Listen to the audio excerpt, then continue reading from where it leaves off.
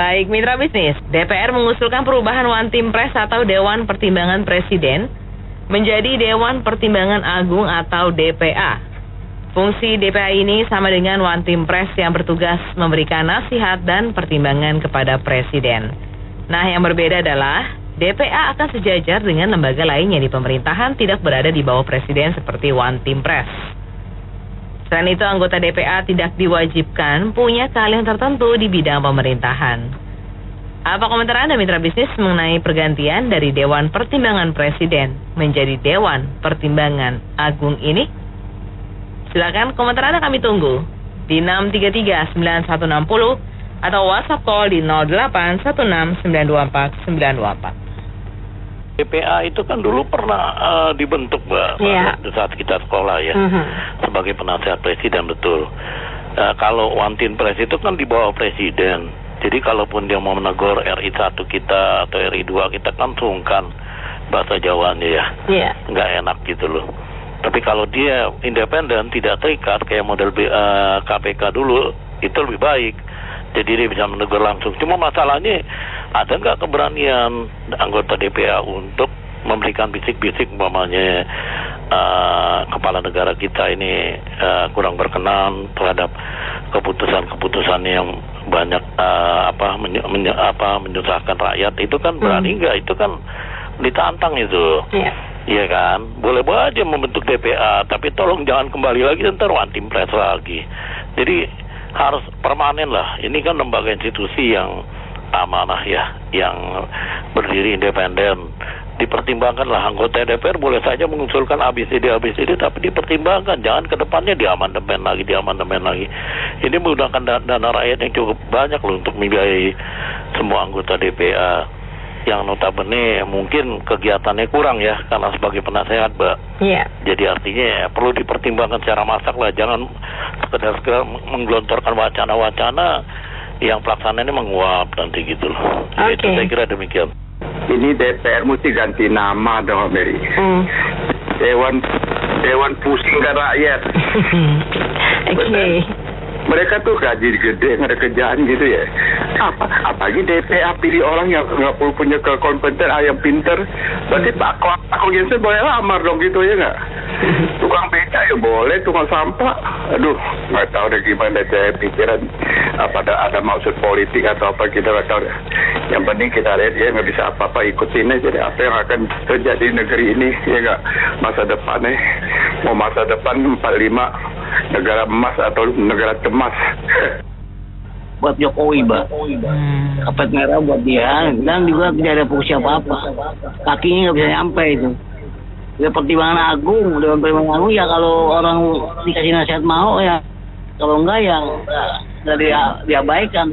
Jadi percuma juga nih ngabisin anggaran belanja aja. Itu saya teringat dulu waktu Sudomo menjadi anggota ketua DPA zamannya Presiden Soeharto. Itu nggak ada didengerin itu oleh Presiden Soeharto. DPA itu cuman kerjanya duduk makan, datang sama aja, nggak One Team Press sama aja, DPA juga sama. Jadi ini hanya untuk karpet merah buat Jokowi aja. Tapi Jokowi nggak ada peran apa-apa nanti di sana. Ini kan yang diinginkan rakyat itu memang lembaga itu penting ya, entah namanya apa dibuat. Tapi yang penting kan kinerjanya selama ini bagaimana sih? Mutunya gimana, kualitasnya? Ada pelanggaran peraturan perundangan tidak? Ada menyalahgunakan kewenangan tidak? Kinerjanya mutunya bagus tidak? Kan yang diinginkan rakyat seperti itu. Entah namanya apapun itu ya. Tapi kan ini juga kita dalam rangka pengiritan anggaran. Kita kan anggaran negara harus diirit karena kita kurang bagus di pendapatan kita di neraca APBN itu masih defisit. Jadi masih ada utang negara yang 8.000 triliun lebih itu. Jadi semuanya serba pengiritan sekarang ini. Mau tidak mau, jadi ya kalau mau bikin posisi entah apapun namanya, yang penting harus irit, itu yang pertama, irit anggaran negara. Yang kedua, fungsinya, kinerjanya bagaimana nanti, bagus tidak. Kalau seperti yang selama ini ya rakyat sudah bisa menilai sendiri. Kalau dirubah namanya, kalau masih seperti ini ya sama juga, hanya rubah nama doang, tapi ya yang penting kinerjanya kan bagus apa tidak, kemungkinan seperti itu. Terima kasih, Assalamualaikum. Kalau menurut saya sih ya mungkin itu buat karpet merah buat Jokowi ya. Karena apa? Untuk pemerintahan ke depan itu yang mengganggu. Jadi kalau nggak ada herdernya di situ, ini pengganggu bakalan jadi merajalela. Nah, kalau ada Jokowi di situ, itu pengganggu-pengganggu, saya pikir banyaknya pasti akan takut lah istilahnya begitu. Jadi pemerintahan ke depan, target-target pembangunan ataupun yang akan dikerjakan oleh pemerintah ke depan bisa berjalan dengan lancar. Dan juga memori-memori yang sudah dikerjakan Jokowi bisa dijelaskan dengan baik ke pemerintah ke depannya Prabowo. Itu aja sih menurut saya. Jadi saya setuju aja karena itu dulu udah ada undang-undangnya seperti itu, udah balik lagi ke situ. Nah sekarang kan pemilihan udah dimenangkan oleh Prabowo. Nah itu dengan suara yang terbanyak dan sudah sah. Nah kita sistem dengan itu ya pemenang yang tahu kebijakannya seperti apa dan juga membentengi pembangunan yang akan dilakukan. Itu aja, Bu. Ini kan yang ngusulkan anggota DPR kan banyak ketua DPR sama yang sudah tua-tua, itu kan perlu diakomodasi juga. Kalau dibikin menteri tambahin nanti menteri kan harus ada birokrasinya, biayanya lebih banyak lah. Tapi kalau anggota DPR kan cuma orang satu banyak anggotanya 20 kan 20 orang. Nggak punya buntut gitu loh. Kalau kementerian nanti banyak buntutnya, banyak birokrasinya, susah lagi ngaturnya. Jadi DPR itu tujuannya untuk bagi-bagi kekuasaan, tapi anggarannya cuma orang itu doang, nggak bawa birokrasi. Makasih. Jadi menurut saya sih sebaiknya DPA itu atau One Team Press itu dibubarkan saja. Karena meskipun itu hak prerogatif presiden dan dilindungi oleh undang-undang, tapi marilah hak dan itu digunakan untuk kepentingan rakyat. Karena sebenarnya kan ini lembaga redundancy. Presiden itu kan bisa meminta saran pertimbangan kepada menterinya. Kalau kira-kira merasa gengsi atau merasa menterinya tidak cukup pintar untuk dimintai pertimbangan, maka bisa juga meminta kepada DPD. Biasanya DPD ini atau senator dari daerah ini kan juga orang yang tokoh masyarakat. Kemudian ada juga MPR, yang selama ini MPR itu kan banyak seminar 4 pilar kan. Itu aja kegiatannya.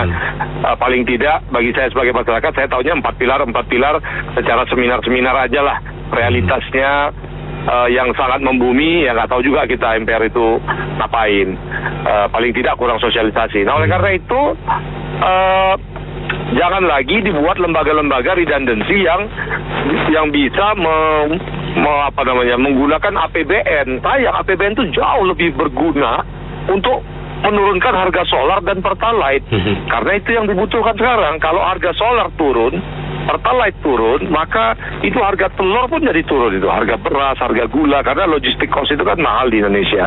Apalagi ada wacana dari DPR, Dewan Pertimbangan Agung ini nanti tidak perlu mempunyai keahlian bidang pemerintahan. Memang kalimatnya bidang pemerintahan, tapi ujungnya nanti akan dimelarkan menjadi hak jadi menjadi karet bahwa tidak perlu keahlian tertentu, sehingga yang mengisi nanti siapa? Artis. Yang mengisi yang mengatakan budayawan, nggak tahu juga budaya apa yang dia wakili. Kemudian yang mewarisi, yang menjadi isinya mungkin kepala preman tua, dia udah preman lama, udah tua, nggak bisa lagi berantem lah, jadi anggota pejabat juga gitu. Tapi ada institusinya ya, ada nama ininya gitu. Jadi saya pikir, dan masyarakat mungkin mengenal orang tokoh ini sebenarnya datang dari preman 10 tahun, 15 tahun yang lalu.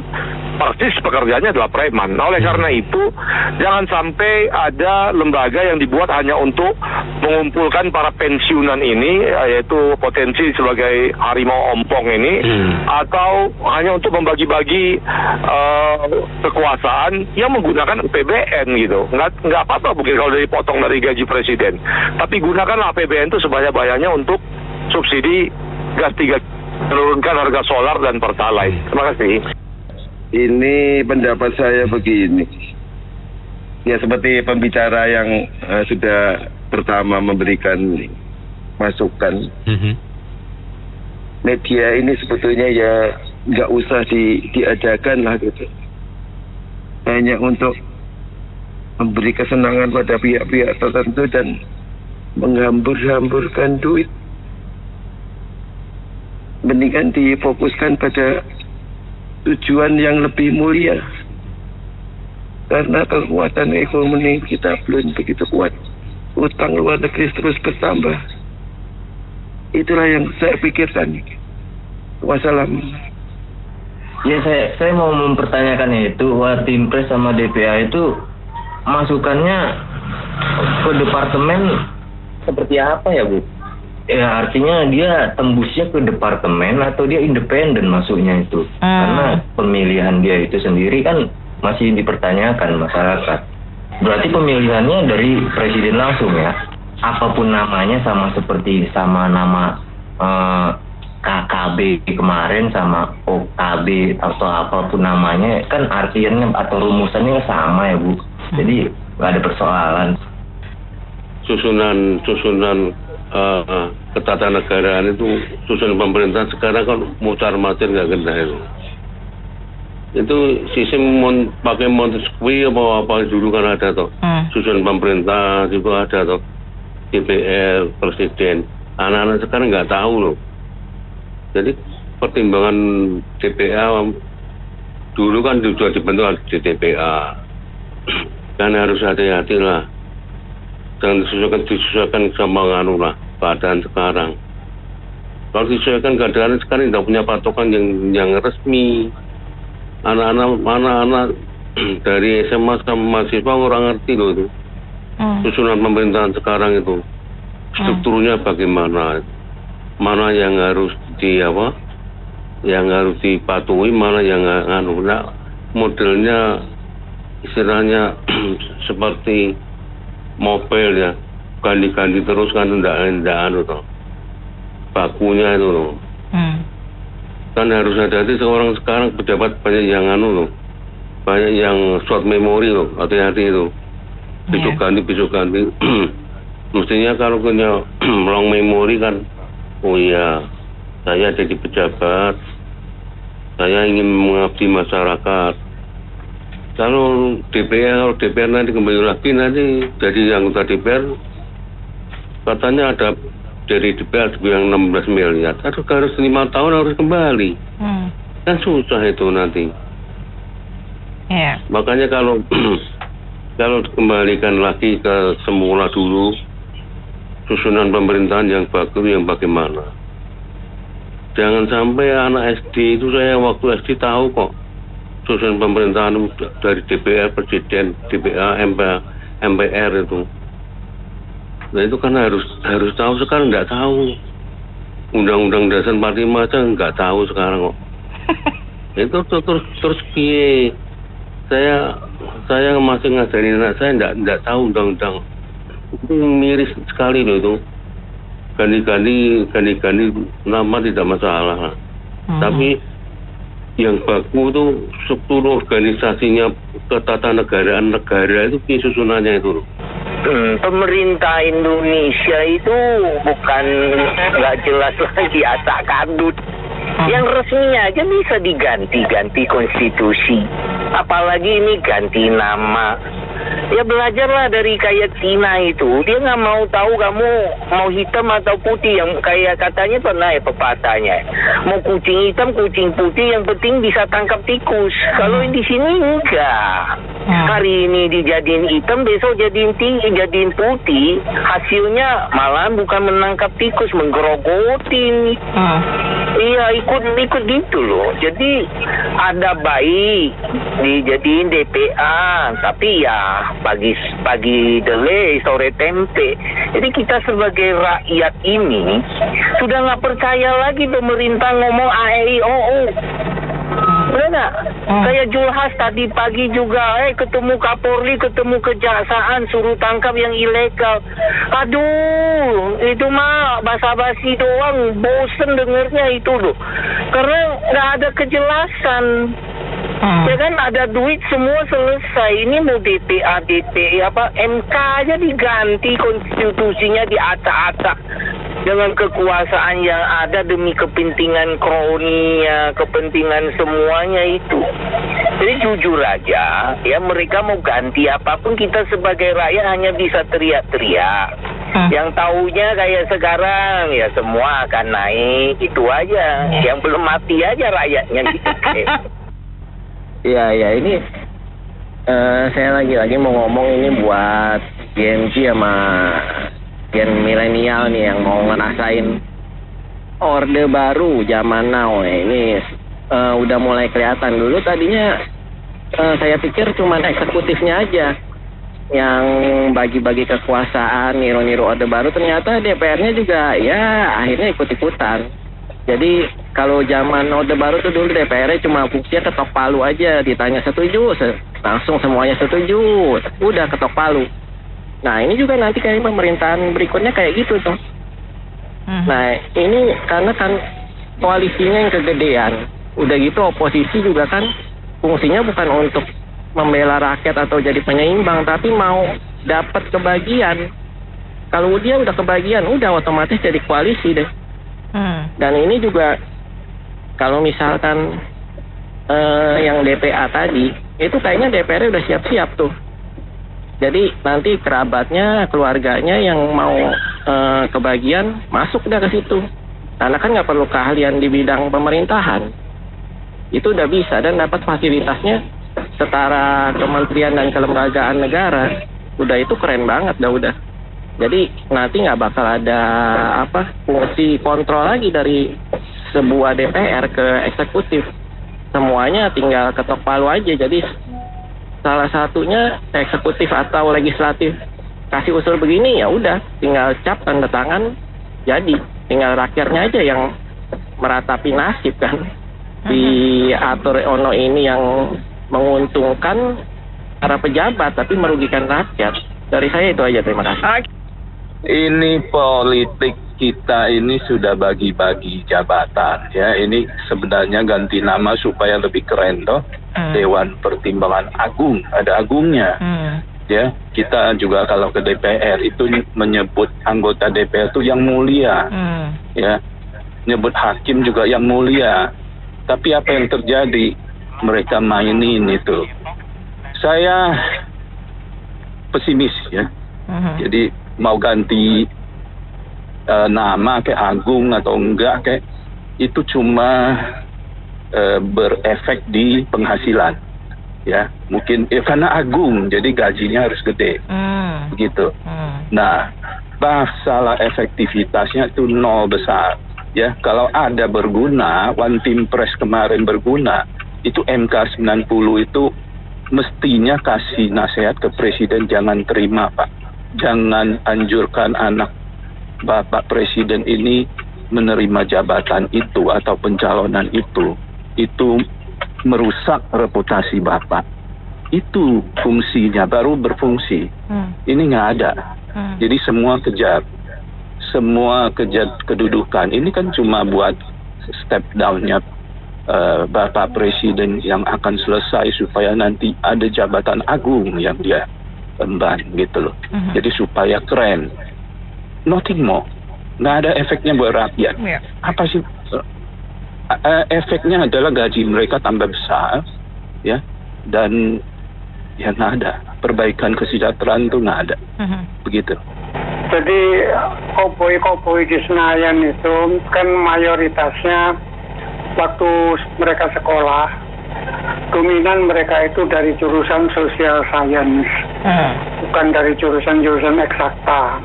Misalnya saya sebagai contoh, Fakultas Ilmu Sosial dan Ilmu Politik, apa yang bisa dikerjakan kalau dia ngelamar perusahaan diterima terus dijadiin apa dia? Marketing nggak becus, manajemen nggak becus. Jadi kerjaannya ya begitu, membuat gagasan-gagasan, ide-ide. Jadi intinya mereka membuat wadah bagaimana supaya orang-orang seperti mereka itu punya saluran nanti ketika mereka sudah nggak bisa kerja lagi gitu. Ada wadah buat geber-geberan secara politik. Itu yang pertama. Kemudian karena ini gagasannya dari DPR, kalau mayoritas mereka menyetujui maka terjadi amandemen nanti pasti itu. Karena nggak ada di dalam konstitusi kita itu kan, DPA itu. Kalau one team press saya nggak tahu, mungkin ada, mungkin nggak tahu, ini diskresi dari kepresidenan atau bagaimana. Tapi kalau DPA nanti masuk di dalam kabinet, di dalam konstitusi, berarti terjadi amandemen. Dan one team press yang lalu, misalnya itu pimpinannya Pak Wiranto. Di sana ada jenderal-jenderal, ada Pak Wiranto, ada Pak Muldoko, ada, aduh, capek saya nyebutnya, nggak tahu lah itu. Saya pikir Dewan Pertimbangan Presiden kalau diganti dengan Dewan Pertimbangan Agung atau Dewan Para Sultan, nggak apa-apa sih. Namanya ini pergantian nomenklatur ya. Saya pikir sih mungkin Dewan Para Sultan, DPS juga nama yang tepat. Karena saya yakin yang dipilih ini pasti Para Sultan juga gitu. Namun apakah kita lihat kalau dari track recordnya selama 10 tahun ini Dewan Timpres ini punya prestasi yang menonjol yang terkomunikasi dengan masyarakat itu apa? Nah begitu juga dengan kedepannya, kan semestinya desain dari sebuah organisasi itu ditujukan untuk ke masa depannya untuk apa dia? Apakah menyelesaikan masalah, solving problem, atau ada mendapatkan opportunity apa buat bangsa dan negara ini, buat rakyat dengan cara memberi nasihat pada presiden. Oleh karena itu kalau desain daripada fungsinya ini sendiri belum jelas, maka pergantian nomenklatur ini, apalagi mensejajarkannya dengan menteri-menteri, ini akan dalam bentuk bisa berpotensi jadi bentuk pemborosan. Karena mobilnya yang Innova harus jadi Lexus. Kemudian itu pakai APBN. Kemudian mereka harus punya kantor khusus, punya staf khusus, dan lain sebagainya. Pemborosan.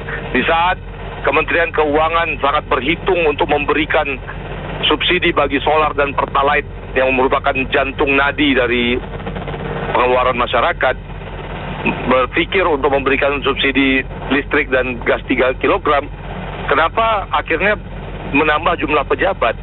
Inilah negara yang kadang bukan pejabatnya yang melayani masyarakat, tapi masyarakatnya yang melayani pejabat dalam bentuk fasilitas, dalam bentuk pembiayaan, penambahan kementerian dan lembaga atau yang setingkatnya. Jadi sebenarnya One Team Press ini kalaupun mau dibubarkan sekalipun atau DPA dibubarkan, itu presiden itu tidak kekurangan penasehat. Karena dia bisa pakai konsultan, dia bisa pakai menteri yang sudah ada, dia bisa pakai DPR dan MPR, termasuk DPD. DPD itu kan bisa diberdayakan jadi penasehat presiden dalam konteks memberikan saran, daripada seperti sekarang DPD berusaha mencari instrumen yang membuat dia berkuasa gitu.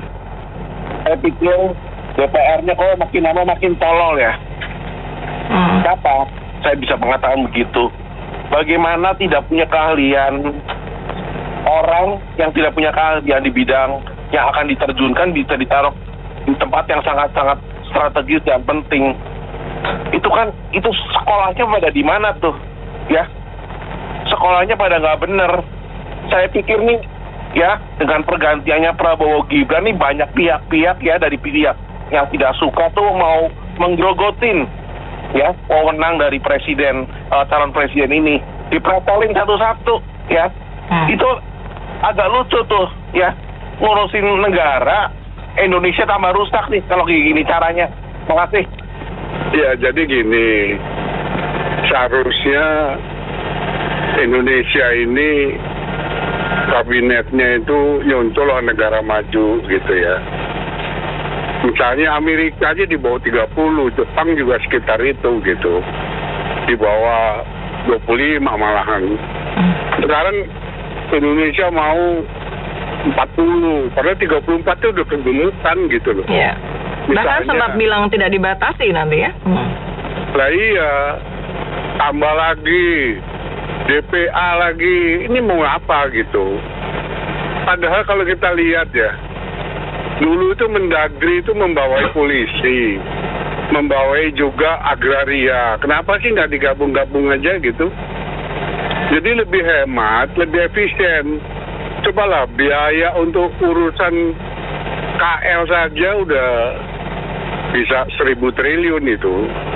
Makanya menurut saya sih sebaiknya cobalah berpikir. Kalau kita mau menuju Indonesia cemas, jangan sampai Indonesia cemas jadinya gitu. Seperti ini kan jadi pemborosan luar biasa nih. Korupsinya merajalela, sementara BUMN juga banyak yang rugi gitu. Kemarin tuh saya dengar justru ada dari PLN tuh sampai utang tuh 300 triliun lebih, 400 triliun gitu. Nah gimana gitu, apakah memang tarifnya kerendahan atau gimana gitu. Terus kemudian BBM katanya tidak ada subsidi. Jadi sebetulnya subsidi itu punya siapa sih? Subsidi itu kan dari rakyat, membayar pajak kemudian oleh negara diberikan untuk masyarakat yang kurang mampu. Jadi saya kira tinggal bagaimana ini, jangan sampai kemudian pajak itu dipakai untuk elit-elit aja gitu ya. Saya kira demikian. Saya rasa ini cuma emang buat bagi-bagi aja, bagi-bagi jatah. Jadi kan DPR itu kan ya termasuk dalam koalisi itu juga. Jadi ya wajar aja sih kalau diperbanyak gitu. Mungkin kalau naik jadi satu level kan gajinya juga, tunjangannya juga naik. Jadi ya wajar aja, jangan pikir penghematan lah. Ini memang bagi-bagi aja sih itu. Oke, thank you. Ini dengan adanya perubahan One Team Press menjadi DPA, sepanjang hanya merubah nama dari Pak Didul menjadi Dukun Dul gitu nggak masalah. Tapi ketika itu disejajarkan dengan lembaga tinggi negara yang lain, itu nggak boleh melawan undang-undang dasar. One Team Press itu kan kedudukannya semacam staf presiden, seperti staf ahli. Kedudukannya seperti itu. Dengan demikian fasilitasnya juga terbatas. Tapi karena saya ini kan mau purna tugas, saya kan sudah mau purna tugas. Saya perlu tempat yang baru, maka saya minta itu DPR yang pada bego itu saya suruh ganti nama itu. Udahlah, usul kamu lah itu, gitulah gitu ya. DPR-nya di One Team Press ganti DPA dan dinaikkan status lembaganya. Yang biasanya saya naik sepeda ontel ya besok naik sekelas 3.000 gitu loh, 300 gitu. Saya sih saya cuma menyoroti satu kata aja yang di situ yang tadi disebut bahwa tidak diperlukan skill khusus ya kan untuk menjadi Dewan Pertimbangan Agung gitu ya kan. Jadi ya itulah ketahuan hanya mau pemborosan ya kan, lalu umpamanya bagi-bagi karena semua orang bisa jadi DPA ya kan, perlu keahlian khusus ya kan, ya bisa saudara-saudaranya ya kan, bisa penatanya dan lain-lain. Ini rentan sekali menurut saya gitu aja. Terima kasih. Perubahan-perubahan ini menjadikan penguasa-penguasa baru ya Bu ya. Tentunya ya, yang harusnya yang lama berlalu, yang baru akan tumbuh. Tapi ini yang lama tetap menjadi kekuatan baru gitu loh. Dan kedua juga memang di dalam topik ini tentu ya kan, orang yang tidak menjadi keahlian di dalam pemerintahan kok bisa dipilih. Ini peraturan-peraturan yang membuat misalnya seorang tukang parkir, dia taunya cuma parkir mobil, tapi disuruh menjadi anggota DPA, bagaimana itu pemerintah berjalan dengan baik. Maka pagi ini dengan semangat kawan-kawan yang baru, tentu satu hal, kita semua diingatkan untuk selalu berdoa untuk bangsa dan negara ini dipimpin oleh orang-orang yang terpilih dan dipilih oleh Tuhan. Amin. Silakan. Ya betul itu, One Team Press ganti menjadi DPA. Mau tahu ketuanya siapa? Insinyur Haji Joko Widodo.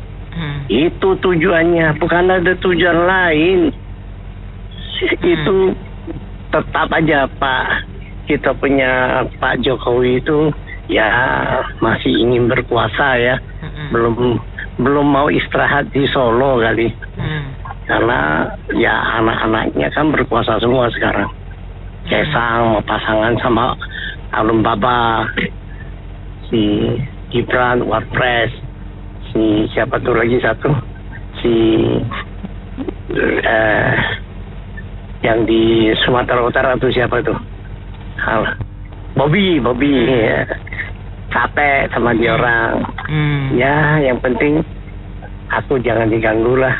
Kalau aku capek diganggu, aku pergi ke IKN tuh. Aku sering ke IKN soalnya. Terima kasih. Saya cuma kasih tahu Mbak, zaman Soeharto dulu itu DPA itu, wah orangnya solid semua Mbak, otaknya encer semua Mbak. Dia menasihati presidennya, masuk semuanya itu, hal yang baik-baik. Iya enggak? Kita lihat kehidupan zaman Soeharto, walaupun memang tikus-tikusnya, tapi tikusnya nggak seganas sekarang ini.